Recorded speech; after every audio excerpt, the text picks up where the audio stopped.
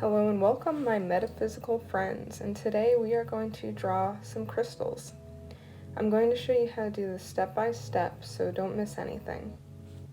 First off, we want to choose a neutral background because what we are creating today will be quite colorful, quite vibrant, and we want it to stand out. So the first thing I did was choose that background. Then I'm going to choose something or a color for our crystals to sit on. So I'm drawing a line straight through the screen, and I am going to hold it for a second because Procreate will automatically make the line straight for you. Then we are just simply dragging and dropping our color onto that. We are making sure that everything is on its own layer to make sure everything's organized. Now, as you can see, I made a new layer because this is going to be our sketch. And feel free to be very free with this or copy exactly what I'm doing. We are making sure there's an emphasis on the points and making plenty of lines so that our crystals are not only sharp, but also have some attitude. This step is very fun because it allows you to be creative and to create exactly what's on your mind, and don't be nervous because we can erase anything and come back to it again. The sketch layer is where you're allowed the most freedom because it is just a free form idea or a hypothesis of where you want to go with your actual drawing. I always make sure that I don't hold any judgment and I just have fun with this step, and I encourage you to do the same. Because if art isn't fun, why are you doing it in the first place? I think we hold our breath and get a little too nervous sometimes when we're trying something for the first time, and we need to let go of any presupposed ideas that we have on how we're supposed to be when we are making art. Art for me is a form of release, and I really enjoy it, and if you're not enjoying it, there's really no point in doing it, is there? So now that we have our sketch, we're going to create a layer on top of this, and this is going to be our layer where we do our bold lines, because I am doing this in a bolder, more cartoony style. I am not doing this in a realistic style, but I am giving it flair. And it's a good idea to turn your sketch layer's opacity down, because this will make it less confusing for you as you go through this next step. Feel free to really zoom in on this so you can make sure that you're getting one pass and being done with it. And again, like I said before, in Procreate, if you hold when you draw a line, it will automatically correct it. And I find this so relieving because it just makes it that easy to be drawing straight lines like this.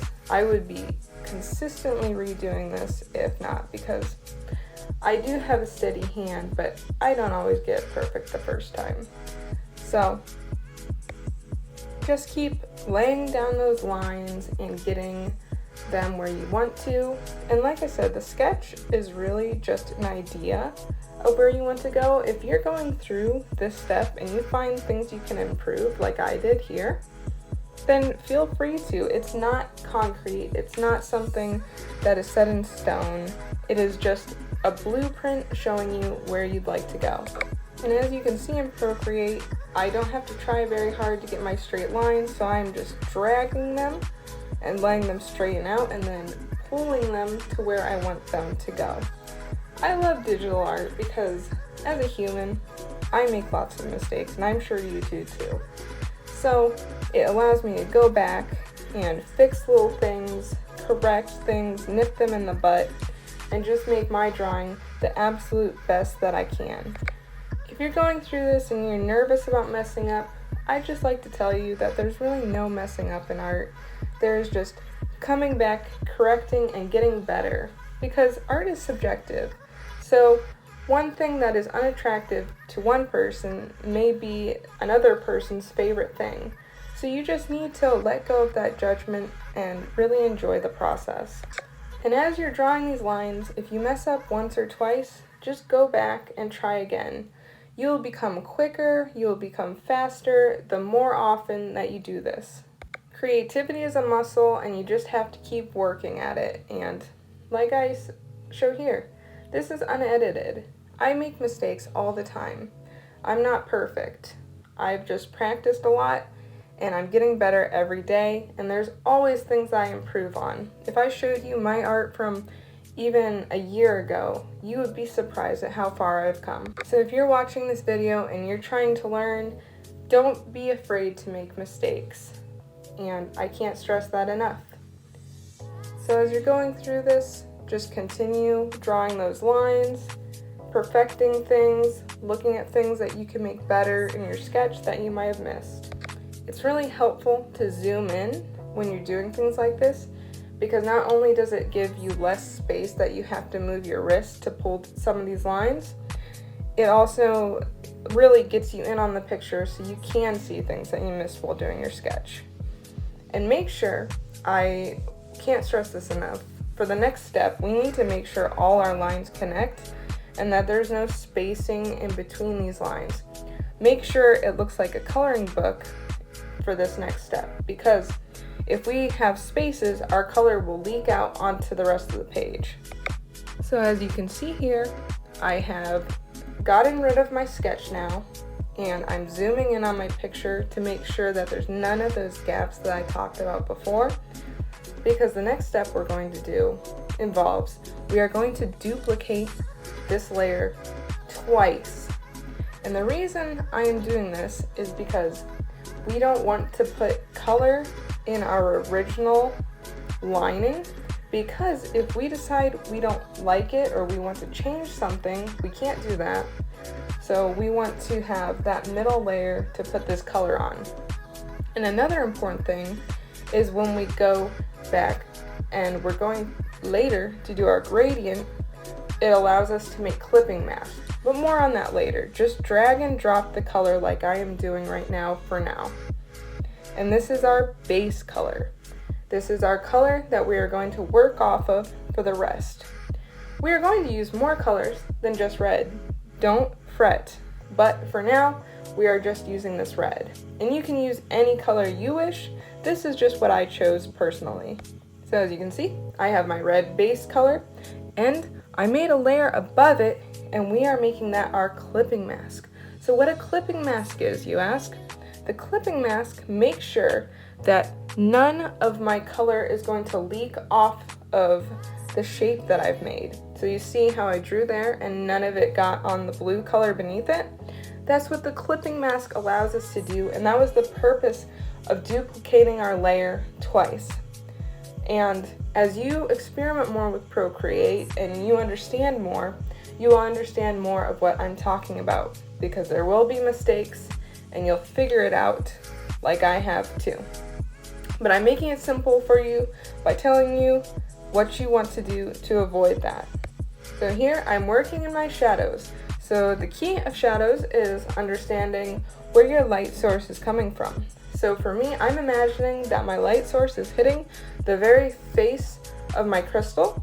So I am outlining spaces where I want them to appear deeper, and then I am highlighting spaces that I want to come forward. Shadow pulls away, highlight pulls forward. That is a big thing to remember, and as you're getting better and as you're learning more, you will understand that more. I'm being very lackadaisical about it. I'm just being light, I'm being gentle with my passes, and then I'm being more precise.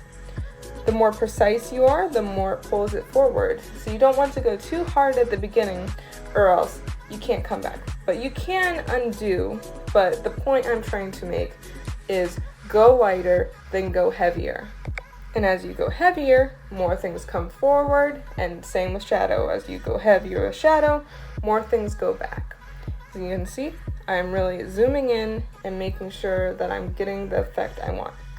Now I'm creating another layer, and don't forget your clipping mask, because this is going to be where I put some of my final highlights and really just put the icing on the cake. As you can see, those little specific highlights achieve the effect I'm trying to pull with making the whole picture really pop out. Now we have 3 layers of dimension here, and as you can see, I make mistakes too, but I just go back and I fix them.